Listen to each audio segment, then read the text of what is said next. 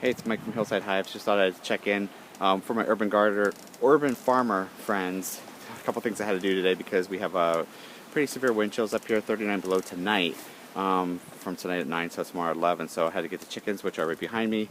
I had to make sure that there was no entrance for the wind there. They have a heat source outside of the coop.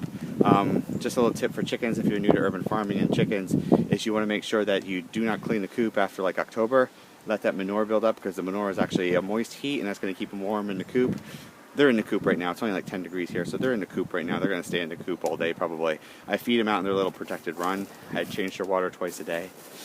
What I want to do though is I was looking at chicken tips over the past week, and one of the things I need to do with the chickens is rotate them more because they're in an open run. They're free-range chickens, but they don't have a lot of grass that they can eat. So one of the tips I learned was trying to rotate them through grasses. Now I live in town.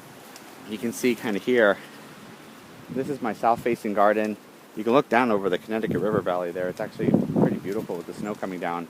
But there's a road right down below here. So I don't want to put up a fence. It looks kind of a little bit tacky in town here to put a fence down there. So what I'm going to do is next year, actually in the spring, I'm going to do a rotation probably an hour every other day or every day, just to try to get my relaxation in. I can sit on the swing. The birds can come out here and they can actually free range get more bugs and worms.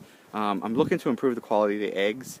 Right now, they're just getting a scratch green and they're getting layer pellets. They're not laying right now. Once they start laying again, I will go for a non-GMO scratch green and soy-free layer pellets. Soy and corn are the most genetically modified things that feed that we have out there. I luckily have a great source here for non-GMO scratch greens and non-GMO soy-free layer pellets, which they will start to get once they start laying. Right now the birds aren't laying anything, so I'm not really getting any return on my investment for them. So they're getting just regular old food. Scratch grains in the winter because the grains are harder for them to digest and it actually creates a little bit of heat for them.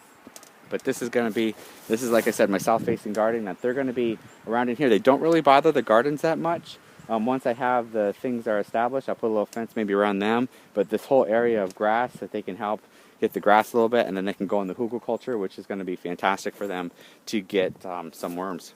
All right, that's just a little brief of what's going on here today on the urban farm. I'm going to get back inside.